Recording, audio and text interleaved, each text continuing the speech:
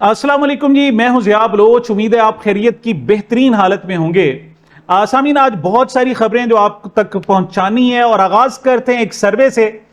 ये सर्वे जनाब chief justice काजी फाइज ईसा साहब के हवाले से, और उनसे सवाल किया गया था लोगों से कि क्या चीफ जस्टिस पाकिस्तान जस्टिस काजी फाइज ईसा साहब को ये 3 साल की एक्सटेंशन कबूल करनी चाहिए या नहीं करनी चाहिए। ये पूरे पाकिस्तान में जनाब सर्वे किया गया और जो उसका जवाब आया है वो है कि 87% पाकिस्तानियों ने कहा है, 87% लोगों ने कि चीफ जस्टिस काजी फाइज साहब को इस वक्त जनाब मजीद एक्सटेंशन कबूल नहीं करनी चाहिए और इन्हें घर चले जाना चाहिए रिटायरमेंट के बाद। क्यों 25 अक्टूबर को जनाब इनकी रिटायरमेंट हो रही है और आज सिर्फ 26 दिन उनकी मुलाजमत के बाकी हैं।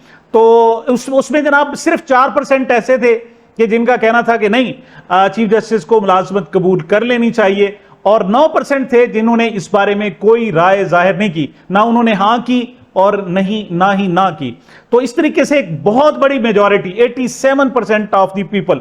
अच्छा, आमतौर पर जो सर्वे होते हैं वो डम्मी किस्म के होते हैं, लेकिन ये डम्मी सर्वे नहीं है। ये है जनाब republicpolicy.com की तरफ से एक अच्छा, जिसकी साख है, ऐसा इदारा है, उसकी तरफ से ये सर्वे किया गया। लेकिन वो कहते हैं ना जनाब के छुटती नहीं है मुंह को ये काफिर लगी हुई। इस वक्त तक कोई ऐसे इम्कानात नजर नहीं आ रहे। सिर्फ एक बयान था जिसमें उन्होंने कहा था कि हुकूमत अगर एक्सटेंशन मुझे देगी, बाकी जजों को भी देगी, तो मैं कबूल नहीं करूंगा। लेकिन अब अपनी जनाब उस कहे से वो अगले दिन ही जनाब वापस चले गए थे, यू टर्न ले लिया था और अब बड़े तैयार बैठे हैं। इवन जनाब अब तो लोग ये भी कह रहे हैं, खासतौर पर पीटीआई के लोग या दूसरे जो कोर्ट रिपोर्टर्स हैं, कि सबसे पहला काम यह है कि ये जो फ्लोर क्रॉसिंग के हवाले से एक बंद बांधा गया था, सबसे पहले चीफ जस्टिस साहब उस बंद को खत्म करेंगे।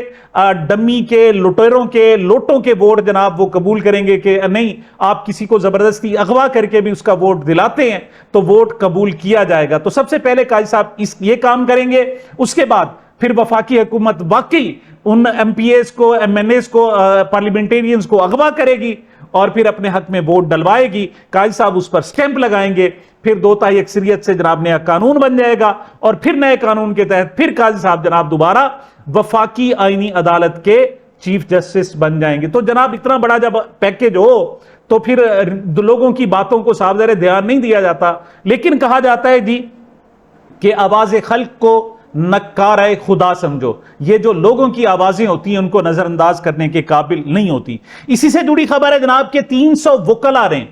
ये चोटी के वकला हैं, तमाम जनाब सूबों से ताल्लुक रखते हैं, जिनका एक बड़ा नाम है। उन्होंने एक खत लिखा है जजेस को और उन्होंने कहा जी जो हुकूमत मुजव्वजा आईनी तरामीम लेकर आ रही है और ये दावा कर रही है कि नहीं, इनको वकला की हिमायत हासिल है, ऐसा नहीं है। इनको बिल्कुल वकला की कोई हिमायत हासिल नहीं है, बल्कि ये आइन पर, पाकिस्तान की जमहूरियत पर शब खून मारने की एक मजमूम कोशिश हो रही है। इस पर वकला को बदनाम ना किया जाए। चंद काली भेड़ियां हैं जिनको जनाब हुकूमत ने बड़े लंबे लंबे फंड दिए हैं, उसके अलावा किसी ने भी इसको इंडोर्स नहीं किया।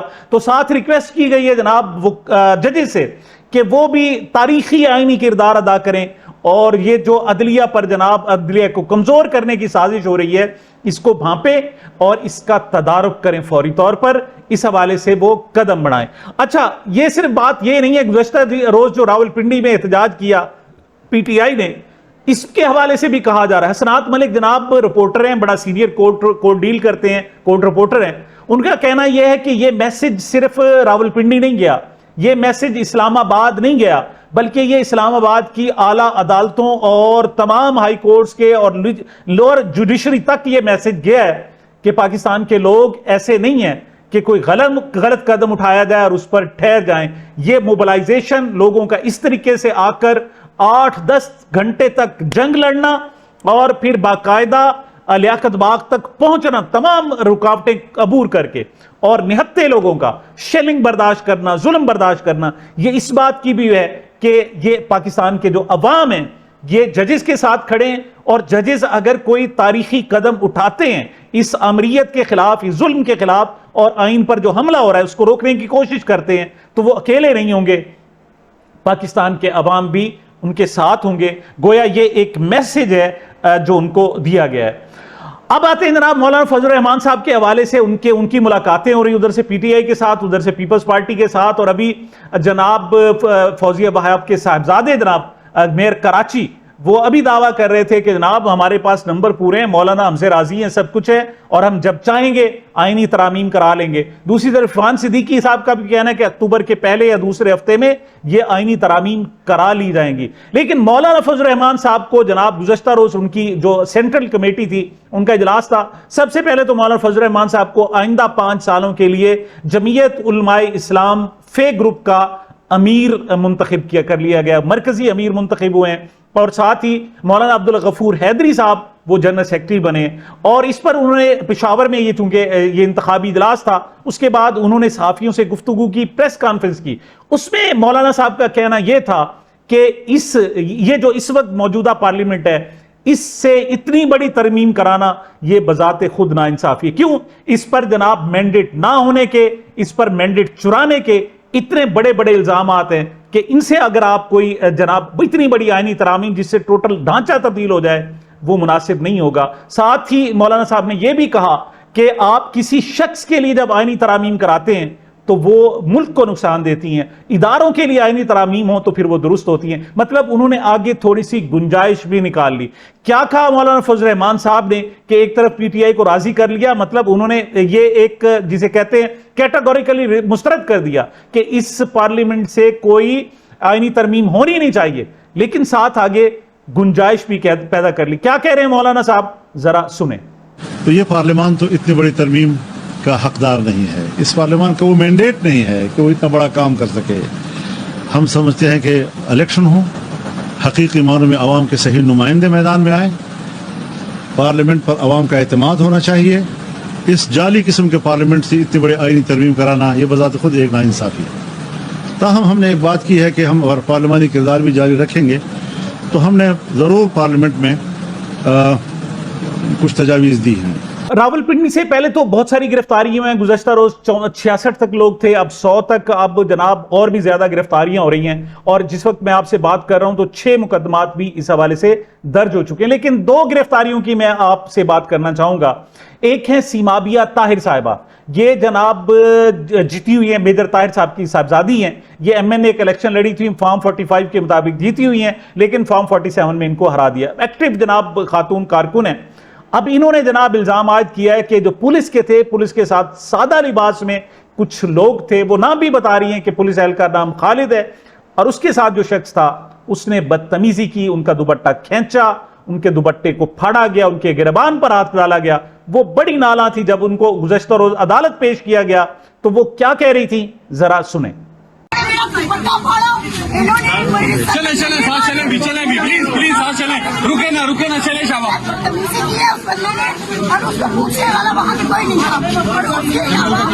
آپ کی ویڈیو ہے جس میں آوازیں ریکارڈ کی گئی ہیں آپ کے مارنے کی, اور اس کے علاوہ یہ کہ ان کے ساتھ نام پوش بندہ کا ایک سول ڈریس کا نام جس کے مجھے چلیں شاباش چلیں سر, تھینک یو, پلیز چلیں آگے. اب سیمابیہ طاہر کو جناب آپ ذہن میں رکھیں, ایک اور ایم پی ہے, سٹنگ ایم پی ہے, وہ فارم 45 اور 47 دونوں کے تحت جناب جیتے ہوئے ہیں پی ٹی آئی کے, تنویر اسلم راجہ صاحب, ان کو بھی گرفتار کیا گیا. اور افسوسناک صورتحال یہ کہ عدالت پیشی کے دوران جب ان کو پیش کیا جا رہا تھا تو ایک پولیس اہلکار نے ان کو تھپڑ مارا. یہ بڑی تضحیک ہے. صاف ظاہر ہے یہ آپ ارباب اختیار کے مرضی کے بغیر ایسا نہیں کر سکتے, ورنہ تو آپ کو یاد ہے کہ ایک شخص نے جناب ایک پارلیمنٹیرین نون لیگ کے بندے کو, ایم پی اے کو روک لیا تھا, اس پر جناب اس کی چڑھائی کر دی گئی تھی. یہاں تو باقاعدہ ایک تھپڑ مار لیا گیا. لیکن وہ جاتے ہوئے کیا کہہ رہے ہیں کہ یہ وقت ایک جیسا نہیں رہتا, وقت تبدیل ہوتا ہے, لیکن آج آپ ہم پر تھپڑ مارے ہو تو اسے یاد رکھنا یہ اچھا نہیں ہے. کیا کہہ رہے ہیں تنویر اسلم راجہ, لیکن پھر میں اس کے بعد آپ کو ایک وجہ بتاتا ہوں کہ یہ سب کچھ ہوا کیوں. یہ ذرا دیکھیں کہ تنویر اسلم راجہ ایم پی اے کیا کہہ رہے ہیں. یاد رکھی بچے, یاد رکھی تو یاد رکھی مار سکتے. اب جناب میں وجہ پر آتا ہوں. یہ جو گزشتہ روز راولپنڈی میں احتجاج تھا, اس میں بھی بہت سارے مطلب گورنمنٹ کی جو سب سے بڑا کام ہے وہ سازش کرنا ہے. اور دیکھیں کہ انہوں نے کتنا ظلم کیا کہ خیبر پختونخوا سے اتنا بڑا قافلہ تھا، ان کو روکا نہیں جا سکتا تھا، یہ ٹیئر گیس کرتے پھر بھی نہیں کر سکتے تھے، لیکن ان ظالموں نے کیا کیا، ایک دو پہاڑیوں کا جناب انتخاب کیا اور اس کے درمیان سے جب سڑک سے وہ قافلہ گزرنے لگا تو دونوں پہاڑیوں سے باقاعدہ شیلنگ کی گئی، ان پر ظلم کیا گیا، وہ ریپلائی نہیں کر سکتے تھے، وہ پتھراؤ نہیں کر سکتے تھے، کچھ بھی نہیں کر سکتے تھے، ان کے درمیان میں جناب آنسو گیس کے شیل اور زہریلے شیل گر رہے تھے اور وہ لاچار تھے۔ ایسا کبھی بھی نہیں کیا جاتا، لیکن یہ چونکہ پہلے سے تیار تھے، یہ کسی بھی سطح تک جا سکتے تھے۔ تو کل انہوں نے جناب اپنے سادہ کپڑوں میں لوگ باقاعدہ پی ٹی آئی کے کارکنوں میں گھسائے ہوئے تھے اور دوسری طرف سادہ کپڑوں میں لوگ پولیس کے ساتھ بھی تھے، یعنی وہ فائرنگ کر رہے تھے۔ ایون شیل بھی پھینکنا ہے تو یونیفارم میں بندہ وہ پھینکے گا نا، ایسا تو نہیں ہے جو سادہ کپڑوں میں وہ پھینک دے گا، وہ سادہ کپڑوں والے لوگ بھی پھینکتے رہے۔ تو گزشتہ روز جناب ان دونوں سیمابیہ طاہر جن کے ساتھ بدتمیزی ہوئی اور تنویر اسلم راجہ صاحب جن کے ساتھ پولیس نے بدتمیزی کی، در حقیقت انہوں نے گزشتہ روز دو سادہ لباس لوگ جو پی ٹی آئی میں شامل تھے اور غلیلے پکڑے ہوئے تھے ان کو باقاعدہ آئیڈینٹیفائی کر کے ان کو گرفتار کرا دیا، پکڑوا دیا، اور بعد میں پتا چلا کہ وہ تو یار لوگ ہیں۔ اب جب ایسی صورتحال ہو جائے تو پھر تو صاحب ذرا تشدد بنتا ہے۔ یہ کل کی میں ویڈیو دکھا رہا ہوں کہ جب یہ کون تھے غلیل والے، ان کی کس طریقے سے نشاندہی ہوئی، ذرا سنیں۔ ناظرین، اس ٹائم سمابیہ طاہر کے ساتھ کارکنان جو آئے تھے اور ہمارے ایم پی ایز بھی یہاں پہ موجود ہیں، تنویر اسلم راجہ صاحب اور سمابیہ طاہر اس ٹائم یہاں پہ ان کے ساتھ سر، یہ غلیلوں والا بندہ پتہ کریں کون ہے، ان کے پاس غلیلے ہیں اور یہ پی ٹی آئی کے ورکرز کے بیچ میں آ کے غلیلے استعمال کر رہے ہیں، اور کل پرچے ہوں گے تو پی ٹی آئی کے لوگوں کے اوپر پرچے ہوں گے اور ہمارے اوپر غلیلوں کے پرچے دیے جائیں گے۔ یہ اتنے بے شرم اور بے حیا لوگ ہیں کہ یہ بغیر وردی کے ماسک پہن کے پولیس کے بیچ میں آ کے کارروائیاں ڈالتے ہیں، بے شرم بے حیا، یہ ملک کے غدار ہیں۔ میں نے گزشتہ روز کے ویلاگ میں آپ کو بتایا تھا کہ شہباز شریف صاحب جب اقوام متحدہ کی جناب خطاب کرنے کے لیے گئے ہیں تو انہوں نے اپنی طرف سے جناب لچ ٹل دیا، کیا کہ انہوں نے کہہ دیا کہ جو آزاد کشمیر کی طرف دیکھے گا اور لائن کراس کر آیا اور اس نے آزاد کشمیر پر قبضہ کرنے کی کوشش کی تو ہم سخت جواب دیں گے۔ مطلب اس طرح کون کہتا ہے؟ یعنی جو متنازع علاقہ ہے وہ مقبوضہ کشمیر ہے جسے انڈین آکوپائیڈ کشمیر کہتے ہیں، پاکستان آکوپائیڈ کشمیر کا تو کوئی تنازع نہیں ہے، لیکن جسے کہتے ہیں نا آ بیل مجھے مار، اور ایسے ہوا ہے جناب۔ کل انہوں نے خطاب کی اب 2-3 دن پہلے کہ جناب ہم آزاد کشمیر پر کسی کو قبضہ نہیں کرنے دیں گے، اور آج انڈین فارن منسٹر، انڈین وزیر خارجہ جے شنکر نے جب خطاب کیا تو انہوں نے کہا جی ہمارا جو تنازع صرف 2 معاملات ہے، جو مقبوضہ کشمیر ہے، انڈین آکوپائیڈ کشمیر ہے، اس کا کوئی نہیں مسئلہ، یہ پاکستان کے زیر قبضہ جو کشمیر ہے وہ جھگڑا ہے ان علاقوں، بلکہ صرف اس پر نہیں، انہوں نے کہا جی مزید بھی علاقوں پر جناب انہوں نے پاکستان نے قبضہ کیا ہوا ہے، مطلب گلگت بلتستان کی طرف بھی ان کا اشارہ تھا۔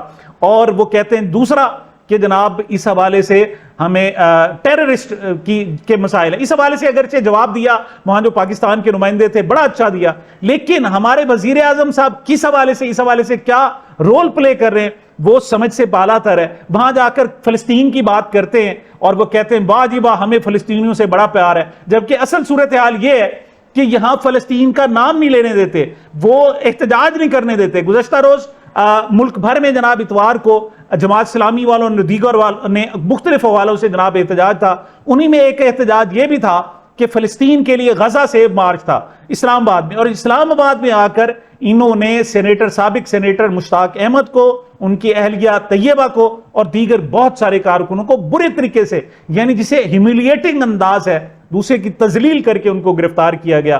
تو جب آپ اپنے ملک میں آپ کا رد عمل یہ ہو کہ آپ فلسطین کا کسی کو نام نہ لینے دیتے ہوں، آپ وہاں جا کر تقریر کریں گے تو آپ پر کیا اثر پڑے گا؟ صاحب ذرا کوئی اثر نہیں پڑا۔ یہی وجہ ہے کہ شہباز شریف صاحب کی جو گفتگو تھی، ان کو خطاب تھا، ان کو جناب کوئی خاص اثر اس کا نہیں لیا گیا۔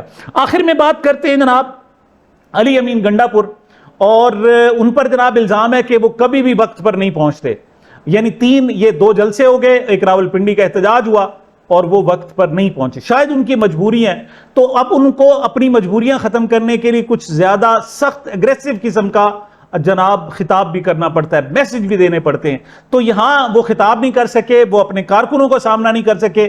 بہرحال جب پشاور گئے تو رات گئے، انہوں نے جناب ایک 4 منٹ کا ایک ویڈیو میسج جناب دیا، ان میں سے چند اقتصابات میں آپ کو سناتا ہوں کہ گنڈا پور صاحب کس طریقے سے کوئی سخت ترین قسم کا بیانیہ وہ دہرا رہے ہیں. کیا کہہ رہے ہیں ذرا سنیں.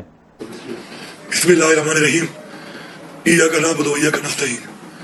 میں اس وقت پاکستان کی ساری قوم سے اور یہ پی ڈی ایم کی پارٹیاں اور یہ فارم 47 کی حکومتوں سے اور پاکستان کے تمام اداروں سے مخاطب ہوں.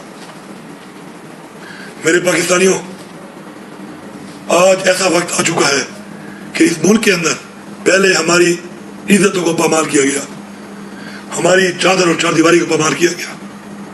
ہم نے ظرف کے ساتھ ظرف دکھاتے ہوئے اس قوم کے لیے، اس ملک کے لیے، پاکستان کے لیے اف تک نہیں کیا. لیکن آج وہ وقت آ چکا ہے، ایک ایسا وقت آ چکا ہے کہ اس ملک کے اندر آپ ہم پر یہ گولیاں برسا رہے ہیں. آج ہمارے 2 کارکنوں کو گولیاں ماری گئی، تیسرے کارکن کو گولی لگی، اس کا پتہ نہیں چل رہا. اسٹریٹ شیل مار کے 50 سے زیادہ کارکن ہمارے زخمی ہیں. ہر 3 کلومیٹر پہ پنجاب کی انٹری سے شروع ہوئے اور ہر 3 کلومیٹر پہ شیل پہ شیل یہ مارتے رہے، گولیاں برساتے رہے، سٹن گرینیڈ پھینکتے رہے.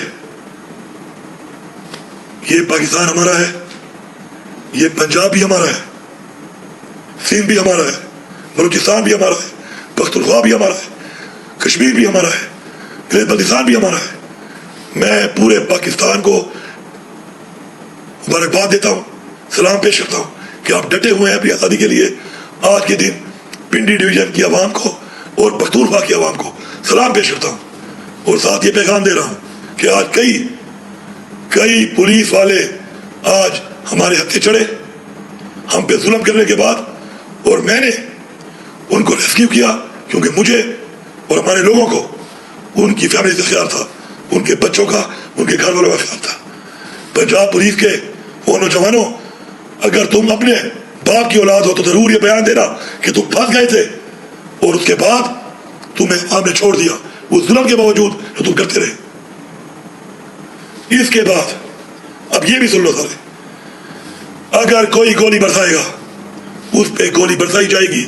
تم 1 گولی چلاؤ گے ہم 10 چلائیں گے، تم 1 ٹیئر گیس مارو گے ہم 10 ماریں گے، تم 1 لاٹھی مارو گے ہم 10 ماریں گے. پختونخوا کے لوگوں سن لو، تمام قبائل کے لوگ ہماری پارٹی میں ہیں، تمام قبائل میں جرگے کرو اور یہ فیصلہ کرو کہ آج کوئی اور ہے تو کل تم بھی ہو سکتے ہو. سب متحد ہو کے اکٹھے ہو جاؤ. اس کے بعد ہم اگر جائیں گے اور کوئی یہ سمجھتا ہے کہ پنجاب ہمارا ہے اور کوئی یہ سمجھتا ہے پنجاب کے وہ ہمارے ساتھ ہے، کوئی یہ سمجھتا ہے کہ وہ ہمیں مارے گا تو پھر مرنے کے لیے تیار رہے. یہ میرا واضح پیغام ہے اور یہ دھمکی نہیں ہے، یہ اصلاح کی آخری وارننگ ہے. میں اعلان کر رہا ہوں یہاں پر پاکستان کے تمام اداروں کو کہ اگر آپ اپنی قوم کی آواز نہیں سن سکتے، اپنی قوم کی رائے کی عزت نہیں کر سکتے تو سائڈ پہ ہو جائیں. عوام کو فیصلے عوام میں کرنے دیں، سیاسی فیصلے سیاسی فکروں کو کرنے دیں، بیچ میں نہ آئے اور پھر دیکھیں کہ آگے کیا ہوتا ہے.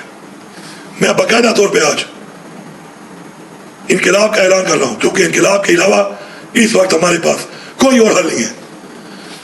اس وقت بمالی کے بعد، چادر اور چار دیواری بمالی کے بعد اپنا ضرر ثابت کر دیا ہم نے. اب بس ہو گئی ہے، کوئی گولی چلائے گا تو گولی کھائے گا، پھر دیکھ لیں گے. اللہ نے ایک زندگی دی ہے اس کے ہاتھ پہ ہے، کسی کتنی لکھی ہے وہ فیصلہ اس سے کر رہا ہے. آپ سب کا بہت شکریہ. یہ بات درست ہے جناب کہ بہت سارے پولیس والے مظاہرین کے نرغے میں آئے. اب باقاعدہ جو ترجمان وزیر اعلیٰ ہیں وہ بھی کہہ رہے ہیں کہ کم از کم 4 پولیس اہلکار تھے جو جناب یرغمال بنائے گئے تھے اور وزیر اعلیٰ نے جا کر ان کو ریسکیو کرایا اور یہ جناب شیلنگ کی زد میں بھی آ گئے تھے. ان کی ویڈیوز بھی وائرل موجود ہیں. ایک کو تو انہوں نے جناب ٹوائلٹ میں گھیر لیا، کچھ جناب لوگ تھے پولیس والے اور وہ وہاں موجود رہے. بہرحال اس طریقے سے ہونا نہیں چاہیے. سب سے پہلے پنجاب حکومت کہہ رہی ہے کہ آپ جناب خیبر پختونخوا کی جو ریاستی طاقت ہے، حکومتی طاقت ہے، استعمال نہ کریں. لیکن مریم نواز صاحبہ کیا کر رہی ہیں؟ یہ بھی تو حکومتی طاقت اپنی سیاست کے لیے استعمال کر رہی ہیں. مطلب یہ کون سا طریقہ ہے جناب کہ آپ علاقہ غیر بنا دیتی ہیں، شہریوں کو پاکستان کا شہری نہیں سمجھتی؟ جب اس قسم کی ہوگی تو یہ کنفلکٹ جو ہے، یہ تنازع جو ہے مزید بڑھے گا. آپ نے مقدمات درج کرا لیے، 5-6 مقدمات جب میں آپ سے بات کر رہا ہوں تو ہو چکے ہیں جناب، اور ان کو گزشتہ روز پیش کیا گیا. اب ان لوگوں کے چہرے دیکھیں کہ کس طریقے سے مسکرا رہے ہیں. جب لوگوں کو گرفتاری کا ڈر نہ رہے, لوگوں کو پولیس کا ڈر نہ رہے, بلکہ پولیس کو جناب وہ یرغمال بنانے لگے, تو پھر صاف ظاہر سمجھ لیں کہ آپ کی جناب جو دکانداری ہے گئی, آپ کی جو حکومت ہے وہ ہومیوپیتھک ہو گئی, وہ کسی کام کی نہیں ہے. پھر وہ نہ فائدہ دے سکتی ہے نہ جناب نقصان دے سکتی ہے. پھر آپ کچھ اور سوچو, اور خاص طور پر ایسی صورت میں کہ جب آپ فارم 47 کے ذریعے حکومت میں آئے ہو. اب یہ لوگوں کو جناب جو گرفتار کیا گیا تھا, یہ ہنسی خوشی بڑے, مطلب کل گرفتاری کی میں نے ویڈیو دکھائی تھی, اس میں جناب جب ان کو پریزن وین میں ڈالا گیا تو یہ ہاتھوں پر ہاتھ مار رہے تھے, اور آج جب عدالت میں پیش کیا گیا ان 70 یا 100 لوگوں کو, تو ان کی جناب حالانکہ عدالت کو چاہیے تھا, مجسٹریٹ کو چاہیے, سیاسی کیس ہے, دفعہ 144 کی بھی فرض کریں خلاف ورزی ہے تو ان کی فوری ضمانت بنتی ہے, لیکن ان کو ضمانت نہیں دی گئی اور ان کو اڈیالہ جیل بھیجنے کا حکم دے دیا. یہ اڈیالہ جیل بھیجے جانے پر کیا کہہ رہے ہیں, ذرا سنیں. آج جوڈیشل کمپلیکس میں ہماری پیشی تھی, لیکن جج صاحبہ نے ضمانت دینے سے انکار کرتے ہوئے اڈیالہ جیل ہمیں بھیج رہے ہیں. تو ہمارے لیے یہ اعزاز کی بات ہے کہ جہاں پہ ہمارے مرشد قید ہیں اسی اڈیالہ جیل میں ہمیں جو ہے نا بھیجا جائے گا.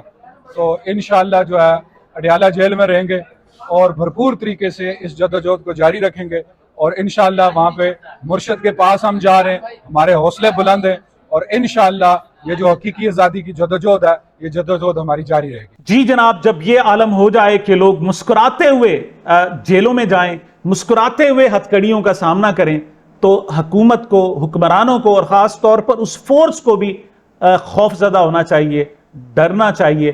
یہ طویل نہیں ہو سکتا, یہ ظلم ہے اور بڑا شدت سے ظلم ہے, اور جتنا یہ شدت کے ساتھ ظلم ہے اتنا یہ جلد ختم ہوگا, یہ زیادہ عرصے رہ نہیں سکتا. سامعین, یہ میری اب تک کی گزارشات تھی. مجھے اپنے چینل کو اپنی محبتوں اور دعاؤں میں یاد رکھیے گا. ملتے ہیں چھوٹے سے وقفے کے بعد.